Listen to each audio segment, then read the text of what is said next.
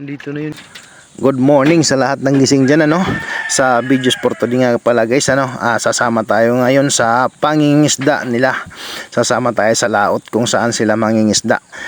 Titingnan natin kung paano sila manghuli. Sasamahan natin sila.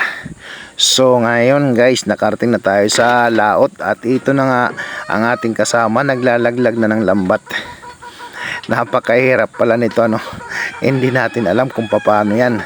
So after 1 hour nga guys, at hinila na nga natin ang ating lambat at ito na ang ating huli.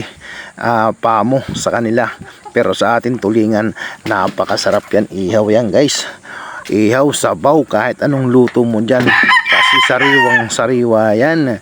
Kita nyo naman, galing pang dagat yan, ano?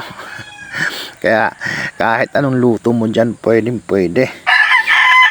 Mapasabaw man, kahit malunggay lang ang kasama dyan, labas ang pawis natin dyan, ano? So andito na guys si Katusok. Pauwi na nga kami dyan, ano? At si Katusok na nga, nag selfie na nga dyan, ano? Napakagwapo naman ni Katusok. At andito na nga tayo sa ibabaw na, ano? At ang ibang kasama natin, ito ang huli.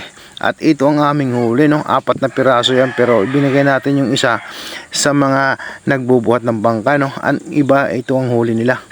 So andito nga guys, nag-aabang pa tayo kung mayroon pang parating na bangka. Titingnan natin kung maraming huli nila, kasi yung sa amin 5 piraso lang, ay 4 pala. So andito na nga yung ibang kasama natin at titingnan natin kung ilang kilo ang mahuhuli nito, kasi panahon lang dito kung minsan marami, minsan wala. So ito nga guys ang huli niya, no? Napakaraming huli niya. Hindi lang mga mga 15 kilos atang huli niya. Ang sarap nito guys, isabaw o ihaw. Ang sarap, malunggay lang ang katapat niyan. So andito na nga, pauwi na nga tayo dyan, nag-aabang-abang pa tayo kung mayroon pang parating. So ngayon wala nang dumating, ano? At dito nga pala tayo dumaan sa Badyang Resorts. Dito lang matatagpuan yan sa Valencia. Dito yan sa Valencia. Napakasarap maligo dito kasi napakalamig yung tubig. Yung tubig nga pala niyan, kung saan ako naligo, kung nakita nyo yung upload ko dati na naligo ako, doon ang gagaling yung tubig niyan, kaya napakasarap maligo. Galing yan sa bundok yung tubig na yan, kaya malamig. Tingnan nyo naman, no? Kahit anong oras ka dyan maligo, hindi mo maranasan na mainit ang tubig dyan.